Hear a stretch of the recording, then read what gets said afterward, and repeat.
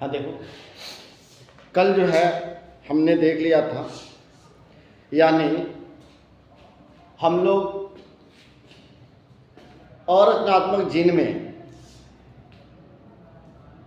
जो अरचनात्मक जीन होता है, जो दो प्रकार का बताया गया था, एक ऑफ ऑन और एक क्या बताया गया था, ऑन ऑफ। यानी एक जीन क्या होता है, ऑफ होता है, जब जरूरत होती है तो क्या होता है, ऑन होता है। तो हमने लैक ऑफ, इसका उदाहरण जो ऑफ ऑन वाले, यानी इसका उदाहरण लैक उपरांत था। लैक उपरांत में हमने क्या देख लिया था, ऑफ प्रक्रिया, यानी ऑफ कैसे जीन बंद रहता है। अरे हमने बता दिया था कि आता है क्या, यानी जो ये आर जीन होता है, यहाँ पर क्या होता है, ये एक एंजाइम का निर्माण करता है। वो एंजाइम क्या होता है, उस एंजाइम को क्या कहते हैं, दमनकारी। और ये जीन आगे कहाँ, ये ऑपरेटर यानी प्रचालक पर आके क्या होता है, लगता है, और ये आके यहाँ पे क्या करता है, रोक देता है, जिससे ये उत्पाद बनाना क्या कर देता है, बंद कर देता है। तो ये क्या था, ऑफ वाला, यानी ये ऑफ हो गया। अब ऑन कैसे होगा, आज हमें क्या देखना है, ऑफ विधि तो हमने देख लिया, अब हम देखेंगे ऑन कैसे होता है।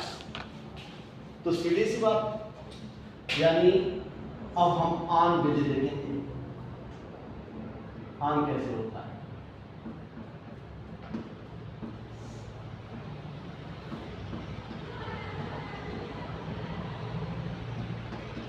ध्यान देना,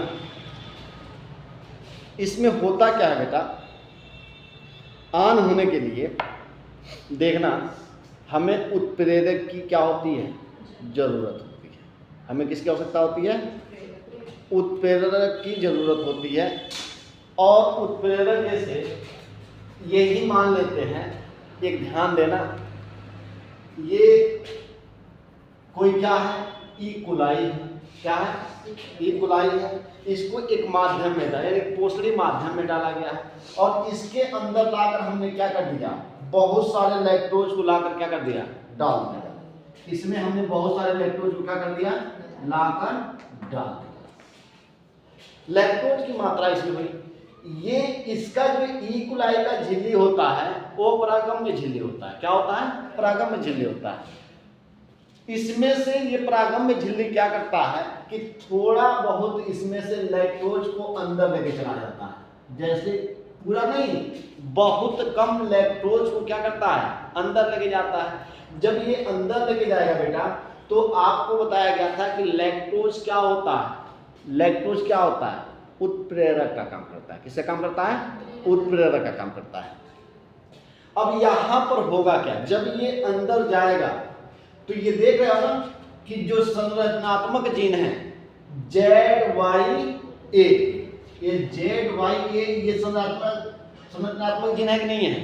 ये जीन क्या करता है, ये एक एक एंजाइम का क्या करेगा, एक एक एंजाइम का निर्माण करेगा। तीनों क्या करेगा, एक एक एंजाइम का निर्माण करेगा। पहले तो ये क्या बनाएगा, पहले क्या करेगा, यहाँ पर जो है आरएनए का निर्माण करेगा, और आरएनए का निर्माण करने के बाद से यहाँ पर आरएनए का क्या हुआ, निर्माण हुआ, और आरएनए के नाम पर क्या करेंगे, वो आरएनए का किसका, प्रोटीन का निर्माण करेगा ना।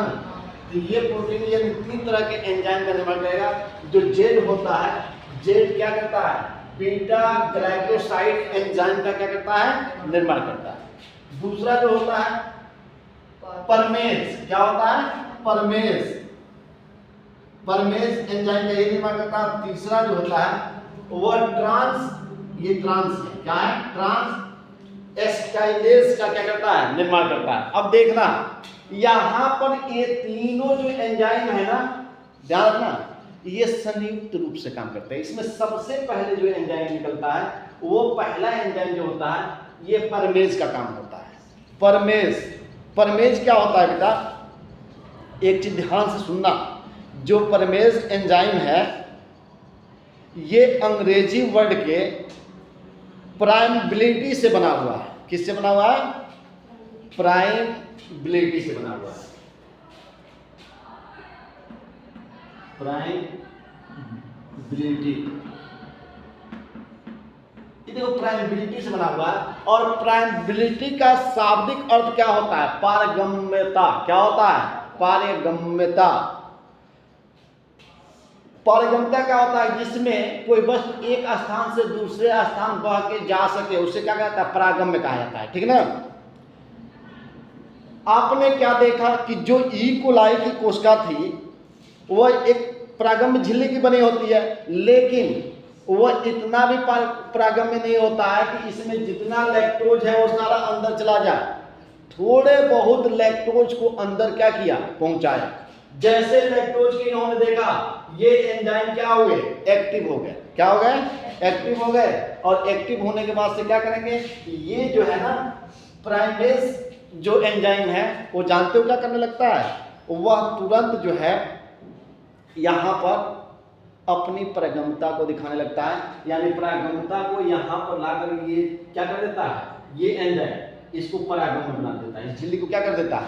परागम्य बना देता है। जब ये परागम्य बनाएगा, इधर ध्यान देना, जब ये झिल्ली इस एंजाइम के कारण पहले परागम्य था लेकिन बहुत कम, इसमें लैक्टोज क्या हो रहा था? अंदर जा रहा था। और जैसे ये क्या हुआ? परागम्य हुआ, किस एंजाइम के कारण? प्रमेज के कारण। अब ये क्या करेगा? इसमें बहुत सारे यहाँ के सारे एंजाइम क्या हो जाएंगे? जितने लैक्टोज हैं इसके अंदर प्रवेश कर जाएंगे। ये सारे लैक्टोज क्या हो जाएंगे? इसके अंदर प्रवेश कर जाएंगे। अब लैक्टोज जब प्रवेश कर गए तो आप जानते हो कि लैक्टोज को तोड़ने का कार्य कौन करता है? अरे बीटा ग्लाइकोसाइडेज। लेकिन ये अकेले कभी नहीं तोड़ पाता है, इसके साथ एक समूह आता है। वह कौन समूह होता है? एस्टाइलेज। ठीक ना? एस्टाइलेज एक क्या होता है? समूह होता है। अब ये समूह इसके पास आता कहां से? तो ये समूह लाने का काम जानते कौन करता है? जो ये ए वाला है, जो ये ए जीन है, ये ए जीन क्या करता है? यानी ट्रांस, देखो इसका नाम ही है ट्रांस एस्टाइलेज। देख रहे ना? ट्रांस किससे बना है? ट्रांसफर से। ट्रांस क्या है? ट्रांसफर से बना है। और ये क्या करता है? एस्टाइलेज को किस, यानी एस्टाइलेज समूह को किसके पास ट्रांसफर कर देता है? ये बीटा ग्लाइकोडेज के पास क्या कर देता है? ट्रांसफर कर देता है। तो जब ये समूह इससे मिल जाता है तो क्या बन जाता है? एस्टाइलेज, बीटा एस्टाइलेज ग्लाइकोसाइडेज। और जब ये दोनों एक साथ मिलते हैं तो यहाँ पे क्या है बेटा? लैक्टोज है। और लैक्टोज आया, लैक्टोज यहाँ पे आया और लैक्टोज को जो है बीटा एस्टाइल, क्या है? एस्टाइलेज है ना?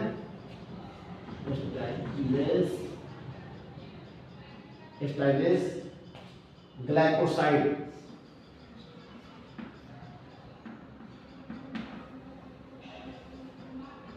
ये ग्लाइकोसाइडेज क्या करता है? इनको जो है इसमें तोड़ देता है, लैक्टोज को ग्लूकोज और लैक्टोज में टूटता है।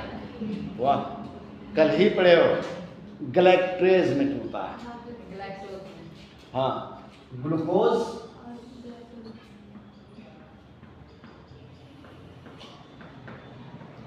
ग्लाइकोज। ठीक ना? तो भाई आपने क्या देखा? यहां पे आपने क्या देखा? ध्यान देना।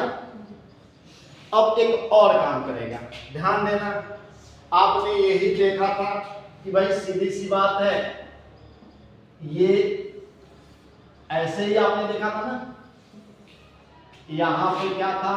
आर टी ओ, और ये यस वाले के जगह पे क्या था? जेड। चलो इसको अलग क्लास कर देते हैं, जेड वाई ए। यही था ना? ये आर वाला क्या कर रहा था बेटा?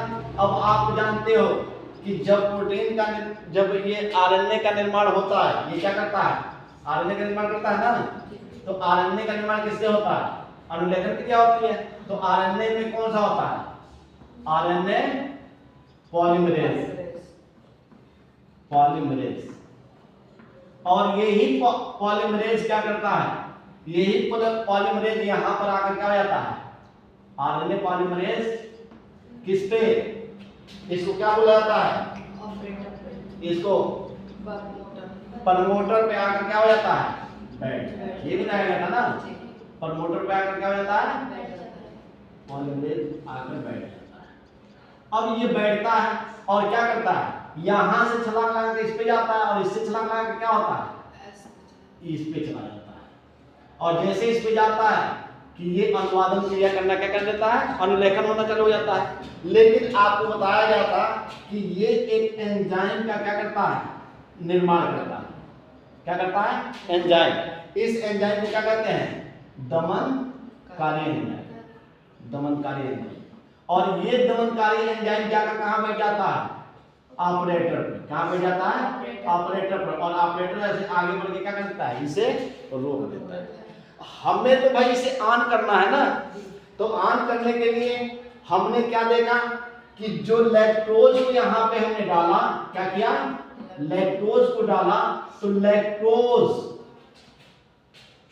लैक्टोज ने क्या किया, लैक्टोज आया और लैक्टोज के साथ ध्यान रखना, लैक्टोज आया, जैसे लैक्टोज क्या है, उत्प्रेरक है, ये क्या है, उत्प्रेरक है। और ये उत्प्रेरक क्या करेगा बेटा, ये वाला उत्प्रेरक जब इसके पास पहुंचेगा तो ये इनके दमनकारी एंजाइम को क्या कर देगा, हटा देगा। क्या करेगा, हटा देगा। तो अब बताओ, ये दमनकारी जब यहां से हटा तो आरएनए पॉलीमरेज का रास्ता क्या हो गया, खाली हो गया। तो यहां पे छलांग लगाया और यहां से छलांग लगाकर कहां पहुंच गया, संरचनात्मक जीन पर पहुंच गया। और संरचनात्मक जीन जानते हो 3 तरह से बना है। अब ये तीनों एक्टिव हो गए और एक्टिव होकर क्या किए, अनुलेखन करना चालू कर दिए और एक एक एंजाइम को बनाए। और फिर इस लैक्टोज को उन्होंने क्या किसमें तोड़ दिया, किसमें, ग्लूकोज और ग्लैक्टोज में टूट गया ना। तो भाई ये ऑन हो गया कि नहीं। अब ये कब तक प्रक्रिया चलेगी, जब तक इसकी, यानी जब तक उस एंजाइम की जितनी जरूरत होगी, जितनी उस प्रोटीन की जरूरत होगी, तब तक ये क्या करेगा, कार्य करेगा। और उसके बाद से पुनः ये अपना कार्य क्या करेगा, ठीक है ना। यहां तक आपको ये बातें आपको कल मैंने क्या कर दिया था, कंप्लीट कर दिया।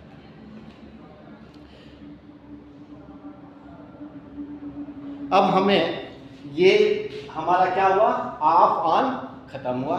अब हम जो है, जो संरचनात्मक वाले में, जो असंरचनात्मक में थे, जो दूसरा था, दूसरा उदाहरण क्या था, एक तो लैकोप्रान उदाहरण था और दूसरा क्या था, ट्रेप्टोफैन ओपेरान। तो अब हम किसको पढ़ेंगे, ट्रेप्टोफैन ओपेरान को पढ़ेंगे। हम देखते हैं बेटा, दूसरा जो है हमने कल देखा था अरचनात्मक जीन में कि ये अरचनात्मक जीन 2 प्रकार के हो रहे थे।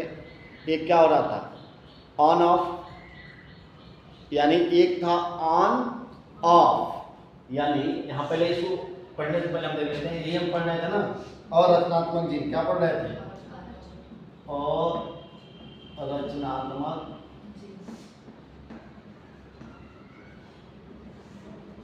जीन।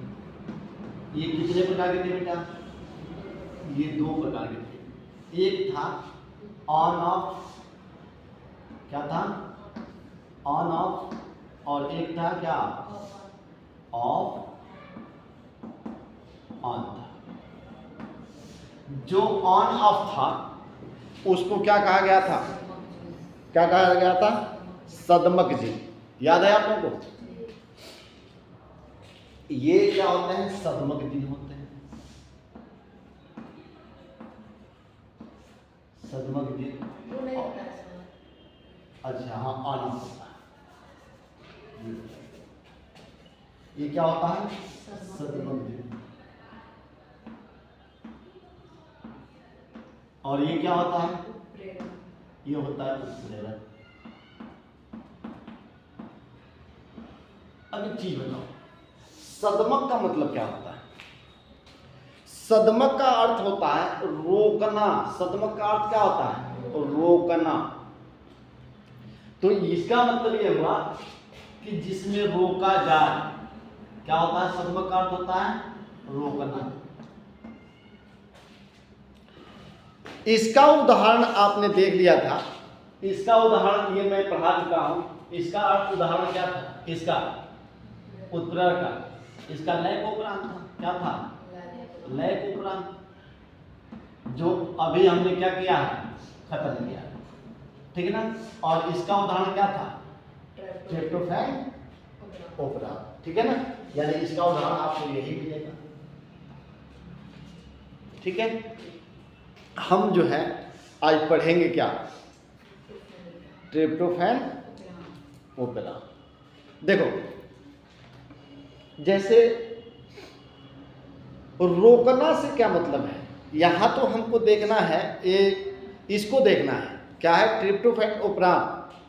जैसे इसमें ये क्या होता है? ये ऐसा जीन होता है जो अभिव्यक्त होता है, यानी जो क्या होता है? ऑन रहता है। और क्या होता है? जितनी इसे प्रोटीन की आवश्यकता होती है प्रोटीन बनाता है, उसके बाद से प्रोटीन बनाना क्या कर देता है? बंद कर देता है, ऑफ हो जाता है। क्योंकि ये इसको बंद करता कौन है? सवाल पैदा होता है कि इसको बंद करता कौन है। जैसे मान लो आपके घर कुछ मेहमान आ गए, ठीक है। आप रोटियां बनाते जा रहे हो, रोटियां बनाते जा रहे हो, मेहमान आ गए, रोटियां बना रहे हो। आपका पता है कि हमारे पास जो है मैंने पर डे कोई ना कोई मेहमान आते नहीं रहते हैं, तो आपको हमेशा जो है कि 20 या 30 रोटियां आपकी क्या होती हैं? बनती रहती हैं। आज जो मेहमान का समय है उस समय तक 30 रोटियां पर डे आपकी खत्म हो जाती हैं। आज आपने क्या किया? रोटी बना रहे हो, 20 रोटी बना दिए हो, और मेहमान क्या हुए? नहीं आ रहे हैं। तो आटा बचा हुआ है, क्या करोगे? आप रोटी बनाओगे, आप देखोगे ना कि अरे इतना लोग खा भी नहीं है, इतना रोटी बचा हुआ है, आपके दिमाग में आएगा ना। तो ये बताओ, क्या आप और रोटियां बनाओगे? आटा आप गूंदे हुए रोटी बनाओगे? क्यों नहीं बनाओगे? क्योंकि आपका जो रोटी बना हुआ है वही बता रहा है कि रहने दो, अब कोई आने वाला नहीं है, रोटी बेकार हो जाएगा। तो रोकने का काम कौन किया? जो उत्पाद था। उत्पाद क्या था? रोटी। रोटी देख रहे हो उतना बचा हुआ है, वही इतना ही लोग खाने वाले हैं, रहने देते हैं। वो आपको कौन रोक दिया? रोटी। तो इसमें जो है रोकने का काम कौन करता है? उत्पाद करता है, ध्यान रख लेना। इसमें कोई और नहीं करता है। जो उत्पाद होता है, जैसे मान लो कि ये एंजाइम बना रहा है, ये क्या कर रहा है? प्रोटीन को बना रहा है। एक चीज ध्यान रखना, जैसे मान लेते हैं ये कोई ए जीन है, क्या है? ए जीन है, ये जीन है, और ये उत्पाद बना रहा है। क्या कर रहा है?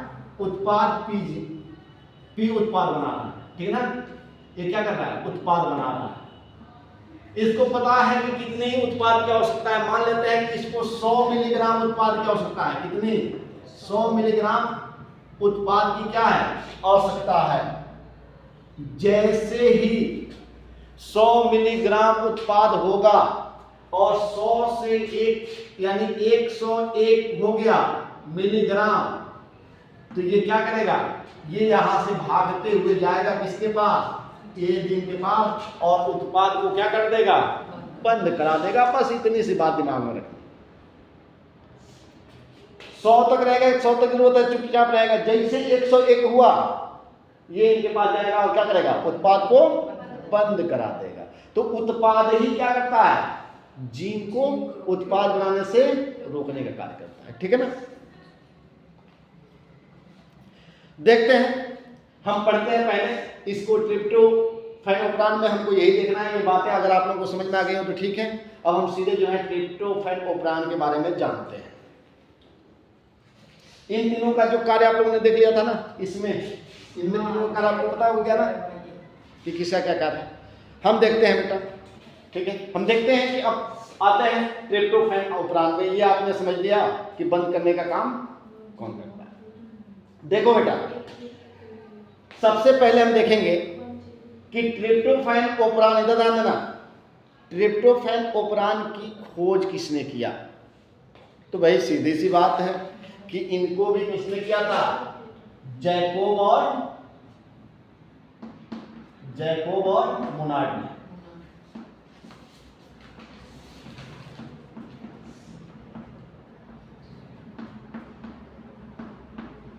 और इन्होंने खोज किसके किया था बेटा? खोज किससे किया था? जीवाणु। इन्होंने खोज किया था एक जीवाणु पे। किस पे किया था? जीवाणु। और वो जीवाणु कौन था बेटा? E coli. ठीक है। इसमें भी क्या होता है, इसके भी जो जीन होते हैं उसमें कितने प्रकार के प्रोटीन पाए जाते हैं? तो 4 प्रकार के प्रोटीन आपने देखा था। क्या क्या? RPOS। इसमें भी वही पाए जाते हैं। इसमें भी कितने जीन पाए जाते हैं? ये 4 प्रकार के जीन पाए जाते हैं।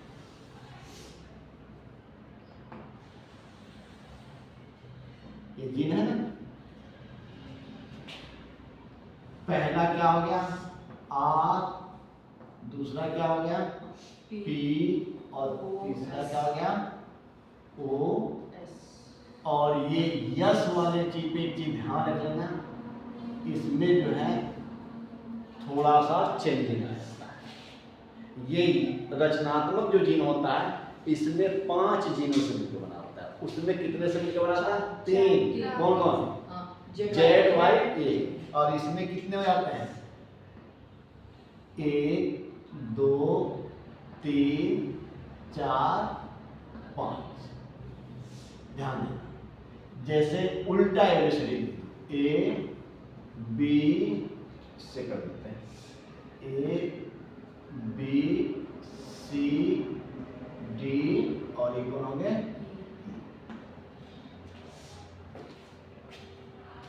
ठीक है। आप लोगों को एक चीज बताया गया था,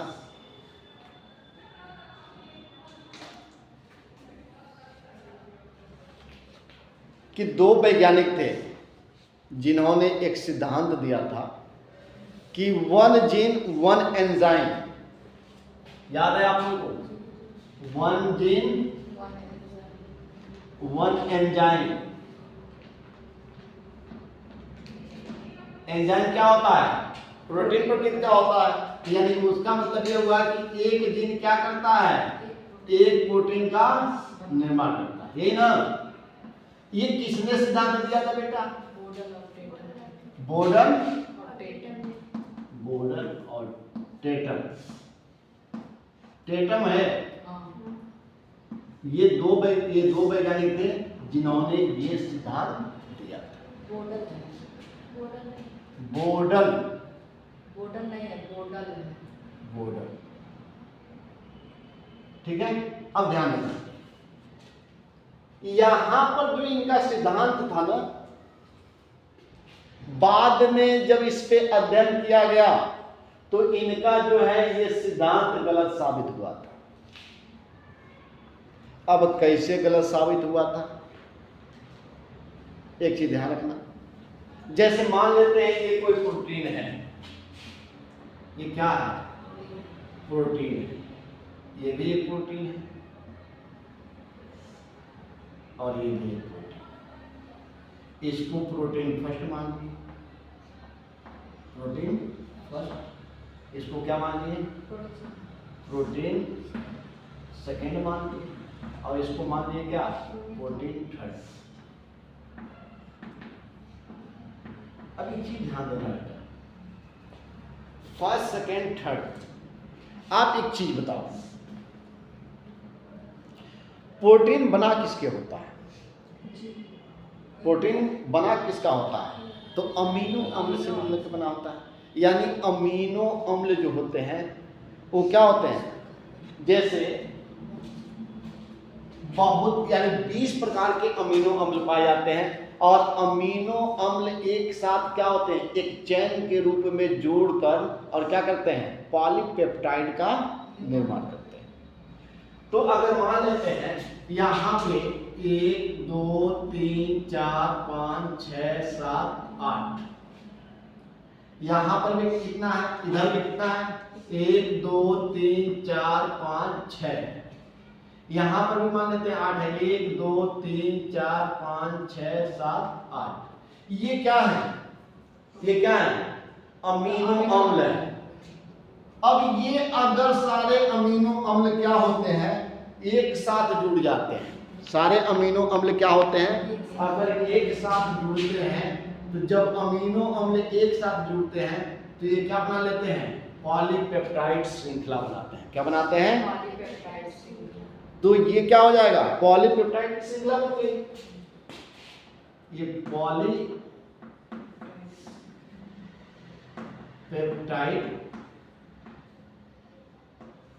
श्रृंखला हो जाएगा। और ये भी क्या हो जाएगा, पॉलीपेप्टाइड श्रृंखला हो जाएगा। ये भी क्या हो जाएगा, पॉलीपेप्टाइड श्रृंखला। अब फिर मान लेते हैं यहाँ पर 1 2 3 4 5 6 7 8 है। यहाँ पे क्या है, 1 2 3 4 5 है। यहाँ पे मान लेते हैं 1 2 3 4 5 6 7 8 है। यहाँ पे कितना है, 1 2 3 4 5 है। यहाँ पे मान लेते हैं 1 2 3 4 5 है या 6 है, ठीक है ना, ध्यान देना। तो ये एक पॉलीपेप्टाइड श्रृंखला ये हो गया, ये भी क्या हो जाएगा, एक पॉलीपेप्टाइड श्रृंखला हो जाएगा। ये भी क्या हो जाएगा, एक पॉलीपेप्टाइड श्रृंखला हो जाएगा। ये भी क्या हो जाएगा, एक पॉलीपेप्टाइड। ये भी, इसमें कितने पॉलीपेप्टाइड श्रृंखला बन रहा है, 3। पॉलीपेप्टाइड श्रृंखला कितनी हो रही है, इसमें भी कितनी हो रही है, इसमें कितना हो रहा है। और अगर ये यहां से ऐसे मुड़ गया हो बेटा, तो अब कितने पॉलीपेप्टाइड श्रृंखला हो जाएंगे। अगर ये मुड़ के ऐसे जुड़ गया हो तब कितने पॉलीपेप्टाइड श्रृंखला होगा, नहीं, एक होगा। तब कितना हो जाएगा, एक हो जाएगा। तो ये एक पॉलीपेप्टाइड श्रृंखला हो जाएगा, ठीक है ना। यहां पे आपने क्या देखा कि एक पॉलीपेप्टाइड श्रृंखला का निर्माण जो है, यहां पर बताना क्या है मुझे कि जो एक पॉलीपेप्टाइड श्रृंखला जो बन रही है, एक ये बना है, एक ये बना है, एक 3 बना है ना, तो इस एक पॉलीपेप्टाइड श्रृंखला का जो है निर्माण सिर्फ एक जीन किया है। एक जीन क्या किया है, एक पॉलीपेप्टाइड श्रृंखला का क्या किया है, निर्माण किया है। अगर इसमें 3 है तो इसमें जो है कितने जीन ने इसका निर्माण किया होगा, 3 जीन ने किया होगा। इसमें भी 3 है तो कितने जीन किए होंगे, इसमें कितना है, इसमें एक ही है तो कितना किया होगा, एक किया होगा। अर्थात इससे स्पष्ट ये हो गया, इन्होंने सिद्ध कर दिया। यानी इससे आपने क्या देखा बेटा कि इनका जो ये नियम था क्या, 1 जीन 1 एंजाइम, ये वाला क्या हुआ, गलत सिद्ध हुआ। और इसका सही बाद में अध्ययन से क्या पता चला कि एक जीन क्या करता है, एक पॉलीपेप्टाइड श्रृंखला का निर्माण करता है। यानी ये क्या हुआ, सही। यानी यहां क्या हो गया, एक जीन और क्या हो गया, 1 पॉलीपेप्टाइड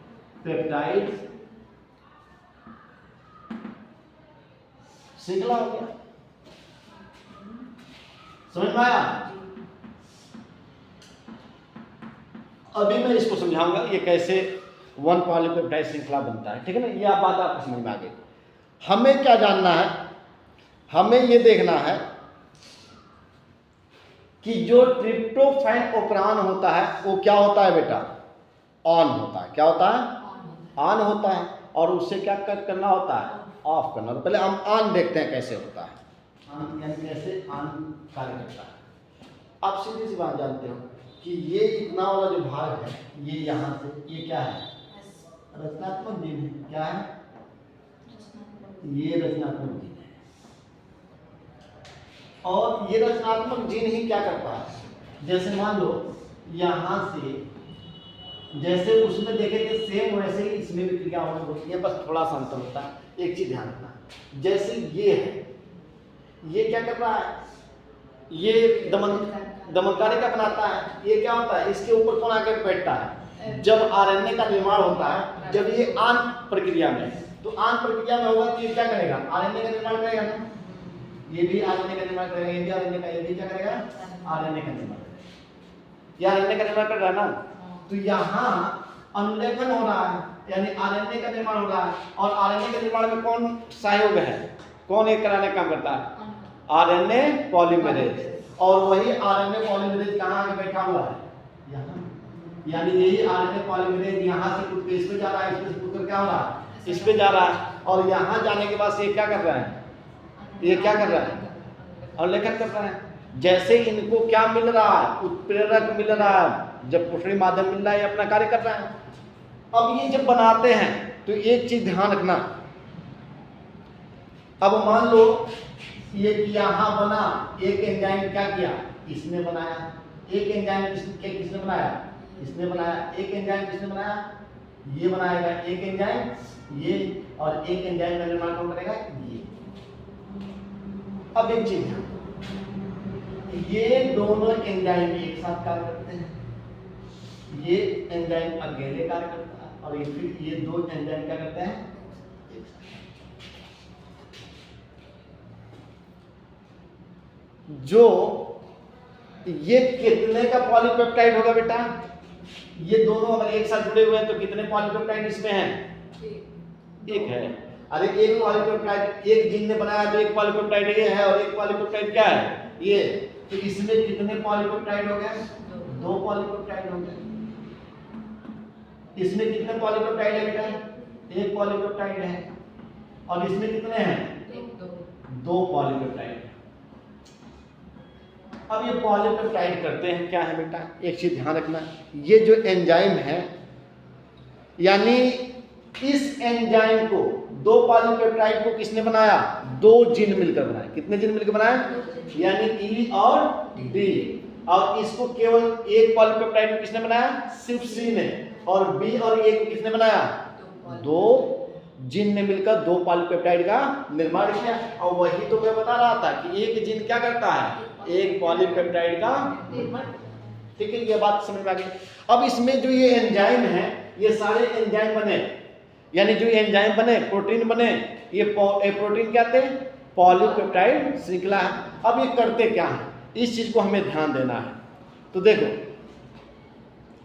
अब ये क्या करेंगे, जैसे एक चीज ध्यान रखना, सर इसका भी तो नाम होगा, नाम क्या, जैसे मतलब पीछे ये क्या है, ये एंजाइम का निर्माण कर रहा है। ये एंजाइम कौन कौन से निर्माण हो रहा है बेटा, अब देखो, अगर इस एंजाइम को माना जाए, ये एंजाइम जो दो पॉलीपेप्टाइड बना हुआ है, ये एंजाइम को मान लिया गया E1, क्या मान लिया गया E1। इसको क्या मान लिया गया है, E2, क्या मान लिया गया, और इसको क्या मान लिया गया, E3, यानी एंजाइम 3। ठीक है ना, ये बात समझ में आ रही है। अरे एंजाइम बना रहे हैं कौन, जो संरचनात्मक जीन है, तो ये दो जीन मिलकर दो एंजाइम का निर्माण किए। उस दोनों एंजाइम को मिलाकर उसको क्या कहा गया, A1, और इसको क्या कहा गया, E2, और इसको क्या कहा गया, E3। अब ये करता क्या है, तो देखो, एक पदार्थ होता है क्रोस्मिक अम्ल, क्या होता है, यानी एक पदार्थ होता है क्रोस्मिक अम्ल।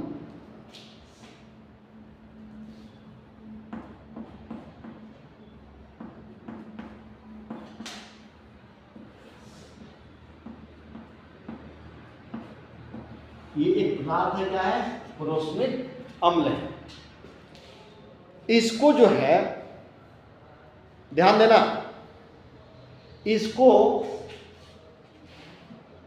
बदलने का कार्य, ये जो है ना, ये E1 है, ये इसको बदलता है, इसमें ध्यान दो, ये इसको बदलता है A में, किसमें बदलता है, A में। और इस A को फिर ये ही किसमें बदल देता है, B में, किसमें बदल देता है। और इस B को ये वाला जो एंजाइम है E2, ये किसमें बदल देता है, C में, किसमें बदल देता है, C में। और इस C वाले एंजाइम को ये वाला जो है, ध्यान रखना, ये एक एंजाइम क्या करता है, इसको बदल देता है D में। और इस D को ये वाला एंजाइम जो है, ये क्या करता है, इसमें दो है ना, तो ये किस में बदल देते हैं, ध्यान रखना, ट्रिप्टोफैन। किस में बदल देते हैं,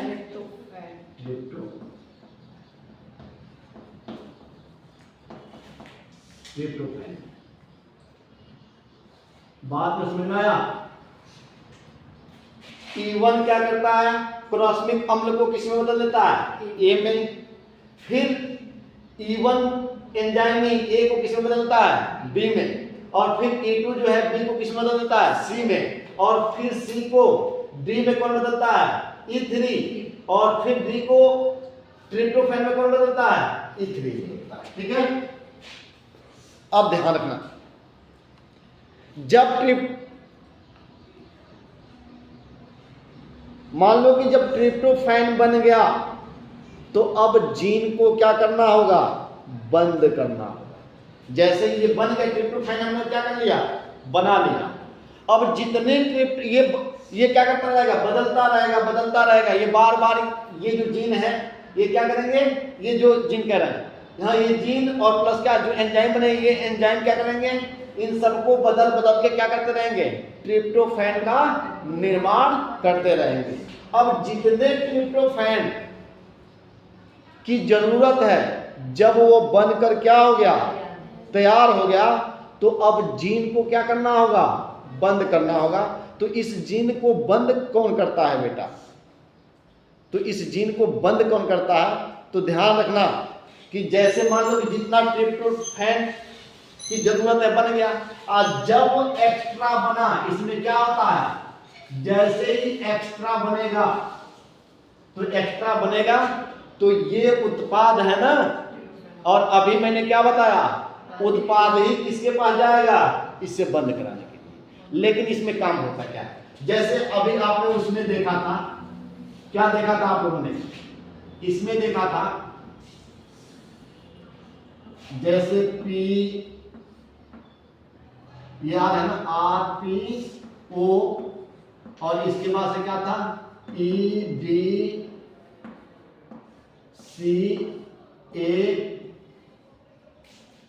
CBA, यही था ना।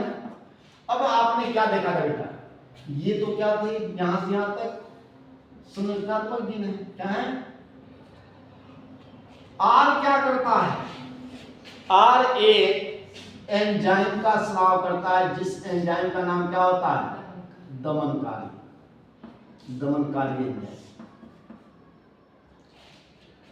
ये दमनकारी एंजाइम क्या करता है बेटा, यहां से जाकर किस पे जुड़ जाता है, ऑपरेटर से जुड़ जाता है। ऑपरेटर से जुड़ता है, ऑपरेटर के ऊपर क्या होता है, ये आगे तक निकल जाता है। और यहाँ पे क्या होता है, ध्यान रखो, यहाँ पे क्या होता है, RNA पॉलीमरेज होता है। क्या होता है, RNA पॉलीमरेज। और यही RNA पॉलीमरेज ऑपरेटर पे क्या होता है, छलांग लगाता है, और ऑपरेटर से जब आगे तो यहाँ ये इसको रोकता है।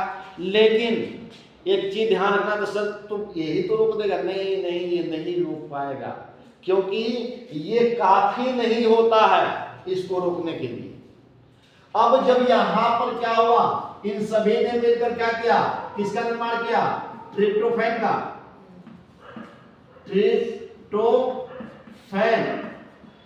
और ट्रिप्टोफैन के साथ क्या किया, कुछ एक्स्ट्रा उत्पाद बनाया। अरे जैसे 100 की जरूरत है, 101 बना दिया, तो जो एक्स्ट्रा उत्पाद होगा वो क्या करेगा, जो ये एक्स्ट्रा उत्पाद होगा ये भी इसके साथ आकर क्या हो जाएगा, जुड़ जाएगा। और जुड़ेगा तब इसको क्या मिल गई, मजबूती। अब ये क्या करेगा, यहां से आगे की तरफ बढ़ेगा, और बढ़कर दोनों मिलकर इनको क्या करेंगे, आगे की तरफ ऐसे बढ़ा देंगे।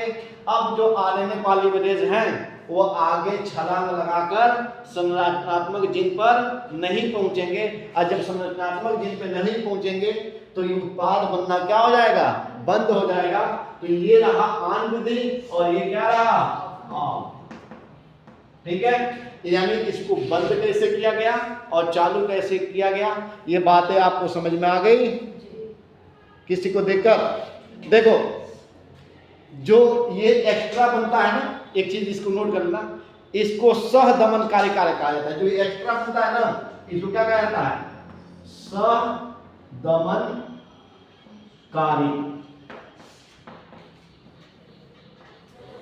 ठीक है ना। जो एक्स्ट्रा क्या बना ट्रिप्टोफैन, वो क्या कहलाता है सहदमनकारी, और यही सहदमनकारी क्या हुआ इसके साथ दमनकारी के साथ आकर जुड़ा और इसको क्या किया बंद कराया। मैं उम्मीद करता हूं कि आपको जो है ये क्या हो गया उपराम समझ में आ गया होगा। दिक्कत है किसी को? हाँ देखते हैं बेटा मानव जीनोम परियोजना क्या देखना है हमको, यानी आज हमें क्या पढ़ना है,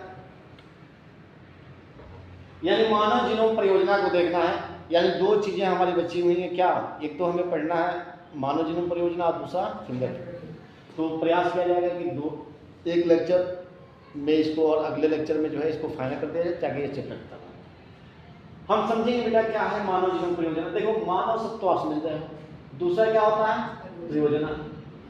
परियोजना का मतलब ये होता है योजना, यानी मानव के लिए कोई योजना बनाया गया जो क्या था जीनोम से संबंधित था। किससे संबंधित था? इस योजना का जो है ये योजना शुरू कब से हुआ 1990 में, और ये एक मेगा प्रोजेक्ट था। क्या था? मेगा, यानी बहुत बड़ा क्या था परियोजना था। सबसे पहले हम समझेंगे कि जीनोम होता क्या है, जीनोम को जानना क्या है जरूरी है। तो जीनोम होता क्या है, तो मैंने क्या बताया कि जीनोम को समझने के लिए जीनोम होता क्या है, जो 23 अगुणित गुणसूत्र जो होते हैं उन्हीं 23 अगुणित गुणसूत्रों को हम क्या कहते हैं जीनोम कहते हैं। जैसे मान लिया ये कोई एक मादा अंडाणु है, क्या है मादा अंडाणु, क्या है मादा अंडाणु, और ये क्या है ये नर शुक्राणु है। अब ये बताओ इस मादा अंडाणु के अंदर, इस मादा अंडाणु के अंदर कितने यहाँ पे गुणसूत्र पाए जाएंगे 23 अवगुण क्या होते हैं 23 अवगुणित गुणसूत्र होते हैं। इसमें कितने होते हैं 23। अब ये 23 अवगुणित गुणसूत्र जब मिलते हैं तो कितने गुणसूत्र होते हैं 46 गुणसूत्र होते हैं, यानी तब जाकर ये क्या होते हैं द्विगुणित। तो चाहे हम जो है वो माता का गुणसूत्र हो या पिता का गुणसूत्र हो, इसमें से किसी 23 गुणसूत्रों का हम क्या करते हैं जो अध्ययन करते हैं वही इसमें क्या बनता है जीनोम, यानी इसी 23 गुणसूत्रों को क्या कहते हैं पहले ये चाहे माता का या पिता का जो 23 अवगुणित है ये क्या है जीनोम है, और इन्हीं जीनोम का जो है इस परियोजना में क्या किया जाता है अध्ययन किया जाता है। अब अध्ययन क्या किया जाता है बेटा, इसमें ये देखा जाता है, इसमें पता ये किया जाता है कि कौन से गुणसूत्र पे कौन सा जीन उपस्थित है। इसके बाद ये बताया गया कि कौन सा जीन, यानी कौन से गुणसूत्र पर कौन सा जीन कितना बड़ा है, कितना उत्पाद बनाएगा, इन सब के बारे में क्या किया जाता है अध्ययन किया जाता है मानव जीनोम परियोजना के तहत। बात समझ में आ गई कि मानव जीनोम परियोजना जो है ये परियोजना शुरू कब से हुआ 1990 से हुआ, और इसका उद्देश्य क्या था कि जो गुणसूत्र पाए जाते हैं चाहे माता का हो या पिता का, उन 23 जो अगुणित गुणसूत्र हैं उन्हीं को अध्ययन किया जाता है। अब चूंकि इसमें गुणसूत्रों का कितना अध्ययन किया जाता है बेटा, तो मैंने बता दिया 23। अब चूंकि एक चीज ध्यान रखना, कई बार बच्चों में भी कंफ्यूजन आता है। जैसे मान लेते हैं 22 क्या होते हैं 22 गुणसूत्र ऐसे होते हैं जो क्या होते हैं समजात होते हैं, जो सभी में पाए जाते हैं, लड़के और लड़कियां दोनों पाए जाते हैं। अब प्लस जो है एक गुणसूत्र होता है एक्स, तो ये दोनों मिलाकर कितना हो गए ये क्या होता है लिंगी गुणसूत्र होता है। क्या होता है लिंगी गुणसूत्र होता है। इसी प्रकार से 22 प्लस क्या होता है यहाँ पे क्या होता है वाई होता है, ये भी क्या होता है लिंगी गुणसूत्र होता है। तो इसमें जो है 22 और प्लस ये क्या होता है एक्स एक्स होता है ना, तो एक एक्स मान लिया, और इसमें क्या होता है एक्स वाई पुरुष में क्या होते हैं एक्स वाई दोनों गुणसूत्र होते हैं, ठीक ना। तो इसलिए यहाँ पे जो पुरुष वाली बात आएगी तो वहां पे हम कितने गुणसूत्रों का अध्ययन करेंगे 24, और महिला वाले में कितना करेंगे 23 गुणसूत्रों, ठीक है ना। तो इसको हम क्या करते हैं अगले लेक्चर में देखते हैं, फिर कल इसको जो है विधिवत पढ़ा जाएगा मानव जीनोम परियोजना और फिंगरप्रिंट, ठीक है। कल क्या पढ़ रहे थे मानव जीनोम परियोजना कल स्टार्ट किया गया था। आज देखेंगे मानव जीनोम परियोजना क्या है। आपको कल बताया गया था परियोजना का मतलब कोई योजना, मानव के लिए कोई योजना, किसके, मानव के किस चीज के लिए, जीनोम। पहले हम समझेंगे कि जीनोम होता क्या है। कल मैंने बताया भी था कि अगर मानव जीनोम की बात की जाए, देखो जीनोम तो ऐसे जितने भी जीव जंतु वनस्पति हैं सबके अंदर क्या पाया जाता है, अनुवांशिक पदार्थ पाया जाता है। तो जो अनुवांशिक पदार्थ डीएनए होता है उसी डीएनए से क्या बना होता है, जीनोम बना होता है। और उस अनुवांशिक पदार्थ के साथ एक कोशिकांग भी जुड़ जाता है, यानी अनुवांशिक पदार्थ जो होता है डीएनए, और डीएनए के साथ क्या जुड़ जाता है, माइटोकॉन्ड्रिया, और इन दोनों से मिलकर क्या बन जाता है, जीनोम का निर्माण होता है। अब जीनोम वास्तव में होता क्या है, तो जो अगुणित गुणसूत्र होते हैं, अरे हमारे कोशिकाओं में कितने 46 गुणसूत्र होते हैं, तो 46 गुणसूत्र में जैसे यहाँ पे देख लेते हैं, जैसे ये मादा का कल मैंने बताया था, ये क्या है, अंडाणु, ये मादा अंडाणु है, और ये क्या है, ये नर क्या है, शुक्राणु है। और आपको बताया गया है कि अंडाणु में ये क्या होती है, कोशिका होती है। अब इस कोशिका के अंदर कितने गुणसूत्र मिलते हैं बेटा, तो 23 गुणसूत्र होते हैं अंडाणु में, और शुक्राणु में भी क्या होते हैं 23 गुणसूत्र, और दोनों अगुणित होते हैं। जब ये दोनों मिलते हैं, गुणित का मतलब क्या है, जब दोनों मिल गए तो क्या हो गया, गुणित हो गया। तो दोनों मिल गए तो क्या हो जाते हैं, 46 गुणसूत्र बनते हैं, और ये 46 गुणसूत्र क्या होते हैं, द्विगुणित हो जाते हैं, ठीक है ना। तो ये जो 23 अगुणित आपको क्या मिल रहा है, गुणसूत्र मिल रहा है, यही 23 अगुणित गुणसूत्र क्या कहलाता है, जीनोम कहलाता है। और आपको बताया गया कि जीनोम बना कैसे है, डीएनए और किससे मिलकर बना हुआ है, यानी अनुवांशिक पदार्थ डीएनए और प्लस क्या, माइटोकॉन्ड्रिया से मिलकर बना हुआ है, और ये दोनों मिलकर जीनोम का निर्माण किए हैं। और इसी जीनोम के अंदर जो है मानव की संपूर्ण अनुवांशिक सूचनाएं क्या होती हैं, निहित होती है, क्योंकि हम मानव के बारे में पढ़ रहे हैं।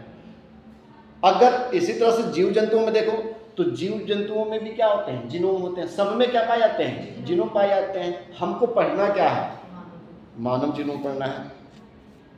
अगर धान का जो फसल है उसमें भी जीनोम है, सब में पाए जाते हैं। हमको उतना ध्यान डिटेल नहीं देना है, हमको देखना है मानव। अब आप लोगों को बताया गया था, शायद आप लोगों को याद है कि मानव जीनोम परियोजना यानी जो मानव के क्या हैं, अनुवांशिक पदार्थ हैं, उस पर एक योजना बनाई गई। और ये योजना शुरू कब हुई, तो 1990 में हुआ था। और ये योजना बना कहाँ, तो एक चीज ध्यान रखना, पहले जो जीनोम परियोजना है थोड़ा सा उसको बताते हैं, फिर मैं इसकी योजना कहाँ प्रारंभ हुई बताता हूँ। आप जानते हो कि जितने भी मनुष्य हैं, प्रत्येक मनुष्य जो है एक दूसरे से भिन्न होता है कि नहीं, कोई एक जैसे होता है, सब में क्या होता है, कुछ ना कुछ भिन्नताएं पाई जाती है। यानी प्रत्येक मनुष्य एक दूसरे से क्या होता है, भिन्न होता है। और ये भिन्नता आती कहाँ से है, हमारे अंदर ये जो भिन्नता है वो भिन्नता आती कहाँ से है, तो अनुवांशिक पदार्थ की व्यवस्था के कारण होती है। यानी अनुवांशिक व्यवस्था के कारण होती है, जिसका निर्धारण कौन करता है, तो डीएनए में जो उपस्थित अनुक्रम होते हैं वह करते हैं निर्धारण। अब डीएनए में उपस्थित क्रम क्या है बेटा, आप जानते हो कि ये एक डीएनए है, जैसे ये क्या है, एक डीएनए है,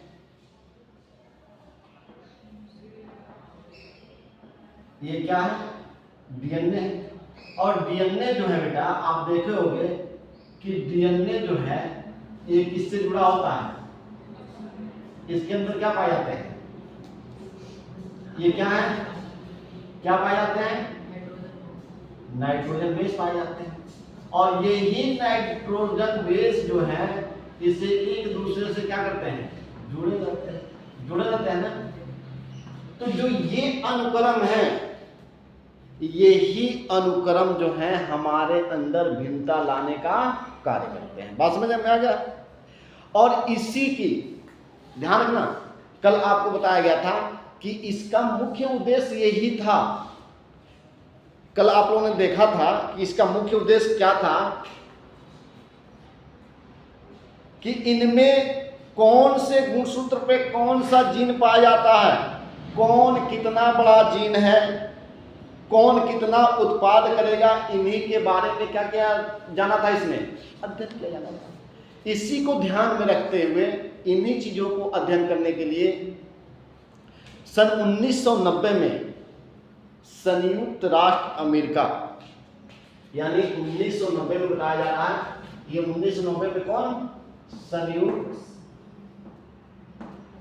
संयुक्त राष्ट्र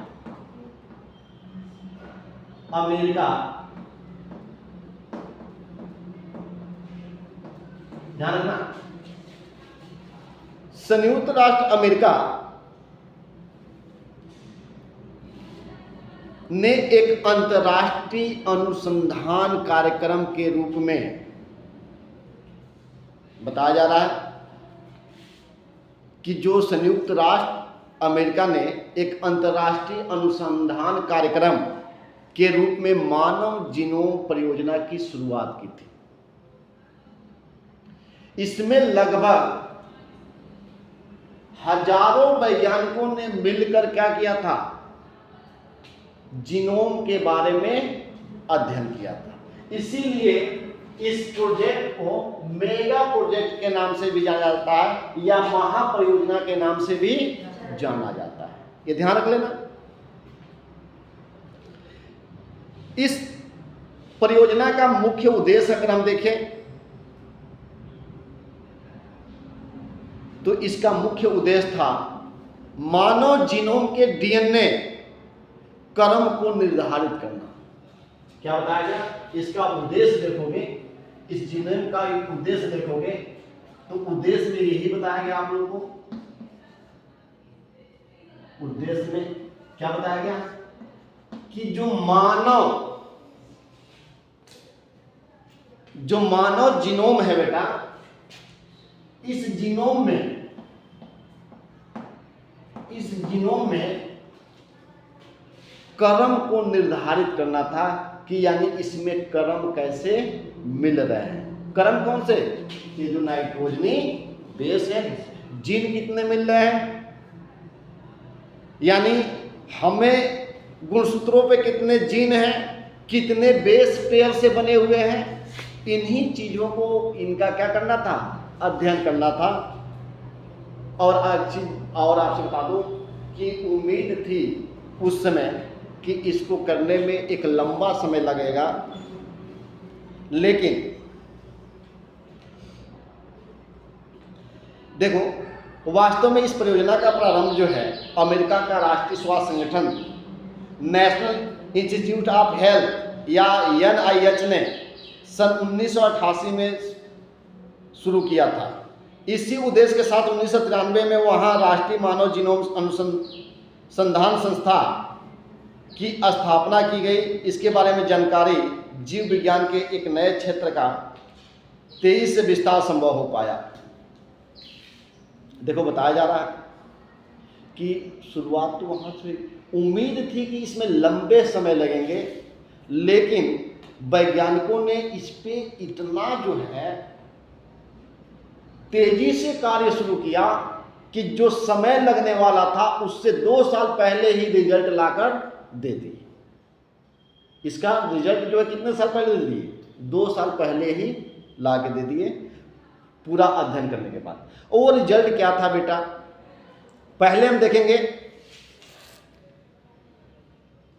मानव जीनोम में आपको बताया गया कि 23 क्या होते हैं, अगुणित गुणसूत्र होते हैं, और इन्हीं गुणसूत्रों का क्या किया जाता है, अध्ययन किया जाता है। जैसे आप जानते हो कि जो 22 गुणसूत्र होते हैं, 23 गुणसूत्र है ना, हम इन्हीं 23 गुणसूत्रों का अध्ययन करते हैं। अब इस 23 गुणसूत्र में 22 गुणसूत्र क्या होते हैं? समजात होते हैं। क्या होते हैं? समजात होते हैं। और एक गुणसूत्र क्या होता है? लिंगी गुणसूत्र होता है। या ऐसे भी हो सकता है 22 प्लस क्या हो जाएगा? y, या 22 प्लस x। ये जो है कि ये मादा का गुणसूत्र है और ये क्या है? पिता का। लेकिन एक चीज ध्यान रखना, जो पिता का गुणसूत्र होता है उसमें 24 गुणसूत्र हो जाते हैं। तो 22 का भी हमें क्या करना है? 23 गुणसूत्रों को भी अध्ययन करना है और 24 गुणसूत्रों को। सबसे पहले हम किसका अध्ययन करते हैं? 23 गुणसूत्रों का क्या करेंगे? अध्ययन करेंगे। यानी हमारा जीनोम जो 23 गुणसूत्र होता है उसका पहले हम अध्ययन करते हैं। देखो अब हमें क्या करना है, हमको वो जो हमारा जीनोम क्या होता है 23, यानी 23 का मतलब क्या जी? यानी 22 प्लस x के बारे में क्या करना है? अध्ययन करना है। इसी के बारे में क्या करना है? अध्ययन करना है। अब ये 22 प्लस 23 किसका है जी? माता का है या मादा का है? हम सबसे पहले मादा का जो है या माता जी का क्या करते हैं? जो 23 अगुणित गुणसूत्र होते हैं उसी को हम क्या करेंगे? अध्ययन करेंगे। आप जानते हो, पहले एक चीज बताओ, अगर हम 23 गुणसूत्र हैं इसमें से एक गुणसूत्र को देखें, 23 में से क्या करें? एक गुणसूत्र को देखें। ये 23 है ना, ये कितने गुणसूत्र हैं? 23। इसमें से मैं एक गुणसूत्र को निकाल के देख रहा हूं। 23 में से कितने गुणसूत्र को बता रहा हूं? एक गुणसूत्र।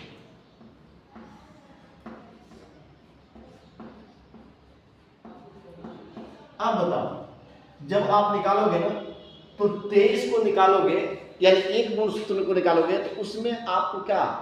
2 धागे मिलेंगे। एक धागा कुछ इस तरह से मिलेगा,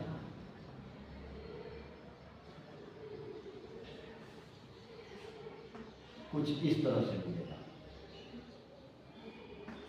और एक धागा जो है कुछ इस तरह से मिलेगा।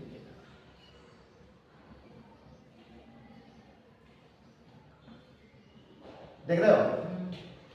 अब देखो यहां से ये भाग और ये भाग, एक जो है इस भाग को क्रोमेटिड कहते हैं। ये वाला जो भाग होता है दोनों यहां वाला होता है, क्या होता है? क्रोमेटिड।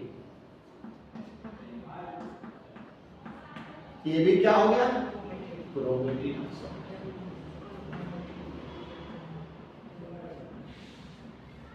क्रोमेटिड क्या होते हैं जी? 2 धागों के क्या होते हैं? क्रोमेटिड क्या होते हैं? 2 धागों के भाग होते हैं ना, 2 धागों के भाग को क्या कहते हैं? क्रोमेटिड कहते हैं। अब आपने क्या देखा कि एक गुणसूत्र में कितने क्रोमेटिड मिल रहे हैं? 2। यानी कहा जाए कि 2 क्रोमेटिड जो है जुड़ने से जो संरचना बनती है उसे हम क्या कहते हैं? गुणसूत्र कहते हैं। आप देख रहे हैं ना, इन दोनों क्रोमेटिड के मिलने से ये संरचना बनी हुई है और इस संरचना को हम क्या कहते हैं? गुणसूत्र कहते हैं। क्या कहते हैं? गुणसूत्र। तो बात समझ में आ गई? यानी एक गुणसूत्र में 2 क्रोमेटिड मिलते हैं। ठीक है बेटा?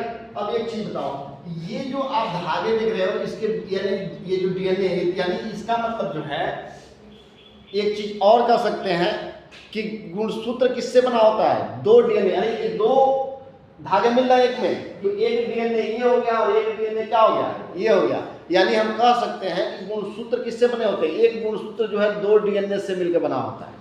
किससे मिलकर बना होता है? 2 डीएनए से मिलकर बना होता है। और आप बताओ, इस डीएनए वाले में यहाँ पे देख रहे हो ये वाला जो भाग होता है, ये छोटा सा खंड होता है, ये खंड क्या होता है? जीन होता है। क्या होता है? जीन होता है। अब सवाल क्या पैदा होता है? यहां पे ध्यान देना, यहां पे सवाल क्या पैदा होता है बेटा कि जो 23 गुणसूत्र हैं, जो आपको यहां 23 गुणसूत्र हैं, इस पे कितने जीन पाए जाते हैं? सवाल तो एक पैदा होता है कि भाई, पहला सवाल तो ये बनता है कि गुणसूत्र पर यानी एक गुणसूत्र पर या 23, अरे इसमें गुणसूत्र कितने हो जाएंगे? इसमें एक बात बताओ, इसमें जो है गुणसूत्रों की संख्या कितनी होगी? पहले हमें कोई बताए। 23 जोड़े में, यानी 23 गुणसूत्रों में, तो गुणसूत्र 23 हो गए। इसमें डीएनए कितने होंगे? 23 गुणसूत्र है ना, तो उसमें डीएनए की संख्या कितनी हो जाएगी? अरे मूल एक गुणसूत्र में कितना डीएनए पाया जा रहा है? एक डीएनए ये है और एक डीएनए क्या है? ये अब ये दोनों को लगा दिए तो एक ऐसे बन जाएगा और एक ऐसे बन जाएगा। कितना हो गया? कितना हो गया? तो कितने हो जाएंगे? 46 डीएनए बनेंगे। अब सवाल क्या पैदा हो रहा है? सवाल ये पैदा हो रहा है कि गुणसूत्रों पर कितने जीन हैं? गुणसूत्रों पर कितने जीन हैं? कौन से गुणसूत्रों पे? 23, जो 23 गुणसूत्र हैं, तो गुणसूत्रों पर कितने जीन हैं?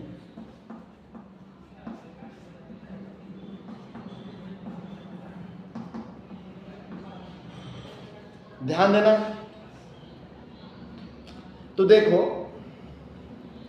जो गुणसूत्र होते हैं, ये गुणसूत्र क्या होते हैं बेटा? हमें जो है 23 गुणसूत्रों का निकालना है। जैसे मान लेते हैं यह एक कोशिका है, ये क्या है? कोशिका है। और एक कोशिका में कितने गुणसूत्र होते हैं? 46 गुणसूत्र होते हैं। इसमें से हमको निकालना कितना है? केवल एक का, माता का निकालना है। कितने का? 23 गुणसूत्रों का। तो अब बताओ, एक गुणसूत्र ऐसे हो रहा है, दूसरा गुणसूत्र क्या होगा? ऐसे होगा। तीसरा क्या होगा?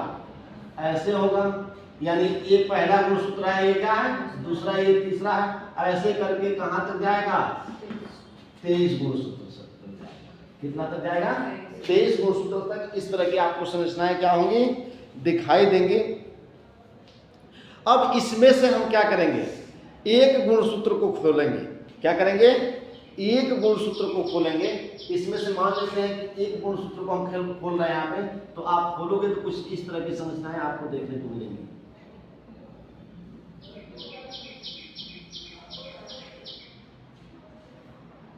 ठीक है ना? मिलेगी ना? बोलो। अब इसमें से एक को मान लेते हैं, इसको हम क्या करते हैं? यहां सीधा करके बनाते हैं। क्या करते हैं? सीधा करके बनाते हैं।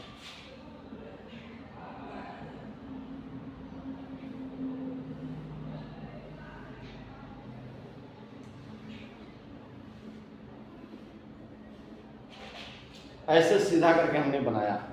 इसमें आप देखोगे कुछ इस तरह की आपको, ये ऐसे क्या होता है? नाइट्रोजन बेस से ये क्या होता है? जुड़ा हुआ।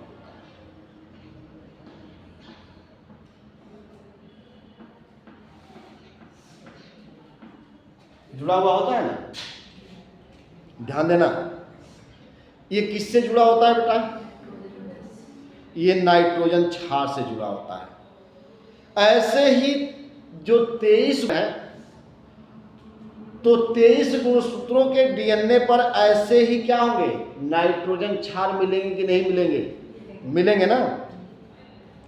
हमें तो सबसे पहले ये देखना है कि जो मानव जीनोम है, पहले हम इसको कंप्लीट कर लेते हैं कि मानव जीनोम यानी जो गुणसूत्र हैं, गुणसूत्रों पर कितने जीन मिलते हैं। तो ध्यान रख लेना कि इस पे गुणसूत्रों की संख्या होती है। हाँ, एक चीज रखना, पहले दिमाग से, पहले इसको कंप्लीट कर लेते हैं, फिर बताते हैं। अब इसको हम खोलते हैं बेटा। इसको जैसे यहां में बनाता, एक जीन, ये वाला भाग क्या है? इसका एक जीन है। क्या है? एक जीन है। तो एक जीन में नाइट्रोजन क्षार युगल कितने मिलते हैं? तो मान लेते हैं ये कोई जीन है, यहां से यहां तक ये क्या है? एक जीन है। क्या है? ये जीन है। और इसमें नाइट्रोजन क्षार कितने मिल रहे हैं? तो यहां ध्यान रखो, मान लेते हैं ये क्या है? A T C C G 8, फिर G T C G A T, 1 2 3 4 5 6 7 8 9 10 इसको इतना ही मान, ये 10 कितने मिल रहा है 10। तो भाई सीधी सी बात है कि यहाँ पे ये है तो यहाँ पे क्या होगा टी होगा, यहाँ पे टी है तो ये होगा, ये सी है तो क्या होगा जी, जी और सी है तो फिर क्या होगा जी, और जी है तो सी, ये है तो टी, फिर ये क्या हो जाएगा सी ए, यहाँ हो जाएगा जी सी टी। अब आप जानते हो ये क्या मिल रहा है नाइट्रोजन बेस से जुड़ा हुआ है, यानी या एक जीन जो है लगभग 10 नाइट्रोजन बेस पेयर से मिलकर बना होता है। 10 एक जीन जो है एक जीन 10 नाइट्रोजन बेस पेयर से मिलकर क्या होता है बना होता है। अब जब हमने क्या किया बेटा, हमने ये बताया हमें पहले देखना है कि गुणसूत्रों पे कितने जीन हैं, तो हमने एक को खोला तो हमने देखा ये क्या है, इस पे नाइट्रोजन क्षार से ये क्या हुए हैं जुड़े हुए हैं। ऐसे कुल मिलाकर 23 गुणसूत्रों के डीएनए नाइट्रोजन क्षार को गिना गया, इसमें से एक को गिना गया तो कितना मिला 10। ऐसे करके जो है 23 गुणसूत्रों को खोला गया एक एक करके और खोलकर उससे गिना गया तो कितना नाइट्रोजन क्षार को गिना गया तो कितना मिला, उस पे नाइट्रोजन क्षार की संख्या थी 3164। ध्यान देना कितना था 3164.7 मिलियन।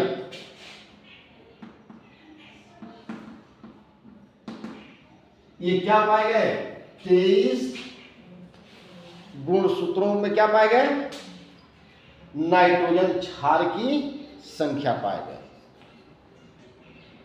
या इसे हम लिख सकते हैं या इसे हम कह सकते हैं, कई जगह दिया हुआ है कि इसे लिखा ऐसे भी बताया जाता है कि 3 × 10⁹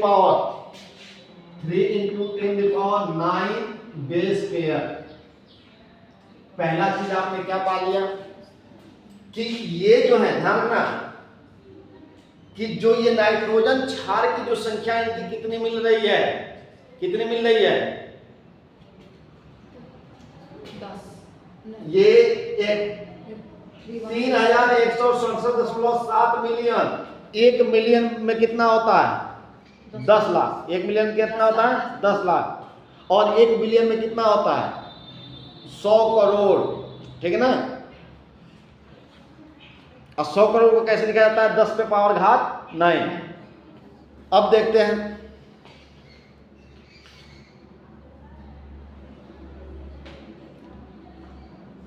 ये पहला निष्कर्ष था इनका।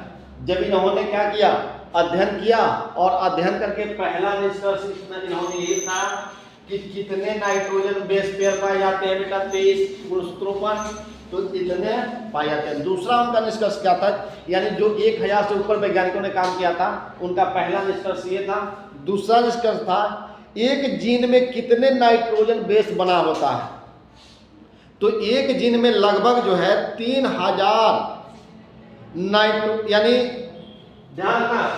दूसरा निष्कर्ष इनका देखते हैं, दूसरा निष्कर्ष यहां देखते हैं। एक जीन जो है एक जीन में या एक जीन कितने नाइट्रोजन बेस से मिलकर बना होता है, तो एक जीन जो है लगभग 3000 बेस पेयर से मिलकर बना होता है। एक जीन जो है कितने 3000 बेस पेयर से मिलकर क्या होता है बना होता है।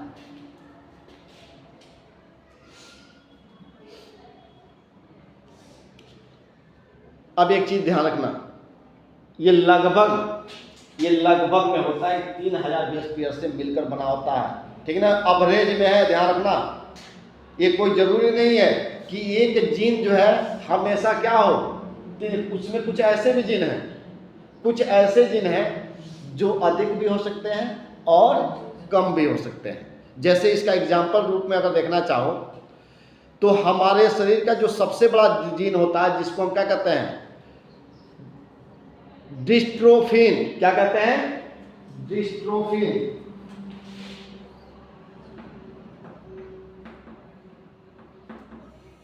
ये जो डिस्ट्रोफिन जीन है बेटा, ये सबसे बड़ा जीन होता है। क्या होता है? सबसे बड़ा जीन होता है। ये सबसे बड़ा जीन होता है। और इसमें देखोगे, इसमें जो है 2.4 मिलियन बेस पेयर का ये बना होता है। ये कितने का बना होता है? 2.4 मिलियन बेस पेयर का बना होता है। यानी इसमें जो है लगभग 24 लाख क्या होते हैं? क्या होते हैं? बेस पेयर पाए जाते हैं। और ये जो है गुणसूत्र पहले पर पाया जाता है। क्या बताया गया? यानी ये 24 लाख बेस पेयर इसमें पाए जाते हैं। और जो गुणसूत्र होता है ना, ध्यान रखना, जो गुणसूत्र फर्स्ट होता है ये वहां पे पाए जाते हैं। और सबसे छोटा जो होता है, ध्यान दो, जो सबसे छोटा जीन होता है वह होता है SRY। क्या होता है? छोटा, सबसे छोटा जो होता है ये क्या होता है? SYR। और इसमें जो है SRY होता है, सॉरी SRY होता है, SRY। और इसमें कितने पाए जाते हैं बेटा बेस पेयर? ये सबसे छोटा जीन है और इसमें बेस पेयरों की संख्या कितनी होती है? तो इसमें बेस पेयरों की संख्या जो होती है वह 14 बेस पेयर होते हैं। कितने बेस पेयर से मिलकर बने होते हैं? 14 बेस पेयर से मिलकर बने होते हैं। और ये गुणसूत्र किस पे पाए जाते हैं? जो Y गुणसूत्र होता है ना, उसमें ये गुणसूत्र पाया जाता है। और यही गुणसूत्र जो है मानव में वृषण निर्माण का क्या करता है? कार्य करता है। ठीक है, तो ये दूसरा निष्कर्ष रहा। अब तीसरा निष्कर्ष देखते हैं। अब कितने जीन पाए जाते हैं? गुणसूत्रों में कितने जीन पाए जाते हैं, हमें ये जानना था। ठीक है ना, पहला सवाल में दिया था गुणसूत्रों में कितने जीन पाए जाते हैं। तो देखो, जो 46 डीएनए के जो धागे होते हैं, यानी 23 गुणसूत्र होते हैं, 23 में कितने डीएनए के धागे हुए? 46। तो लगभग जो है 46 गुणसूत्रों पर 30,000 जीन पाए जाते हैं। अध्ययन में ये पता चला कि लगभग जो है ये 23, अगर हम 23 गुणसूत्र की बात करें, 23 गुणसूत्र और इसमें डीएनए के धागे कितने होंगे? 46 धागे होंगे ना डीएनए के। तो डीएनए के धागे कितने होंगे? यानी कितने डीएनए होंगे? 46। और इसमें कितने जीन पाए जाएंगे बेटा? तो लगभग जीन की संख्या जो है, जीन की संख्या 30,000 पाई जाती है। ये भी क्या है? लगभग में। ठीक है, तो ये चौथा निष्कर्ष था। ये कौन सा निष्कर्ष माना जाएगा? चौथा। और एक और निष्कर्ष, नहीं तीसरा था, नहीं ये तो दूसरा था, और ये क्या था? तीसरा था। ये तीसरा था। तो ये आपको सवाल मिल गया ना, इसका सवाल का जवाब मिल गया। यानी गुणसूत्रों पर कितने जीन होते हैं? तो भाई गुणसूत्रों पर कितने जीन पाए जाते हैं? 30,000 जीन पाए जाते हैं। और चौथा लिख लो, सबसे ज्यादा किस गुणसूत्र पर जीन मिलता है?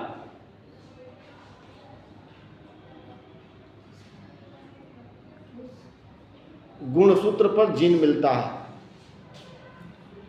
तो ध्यान रखना,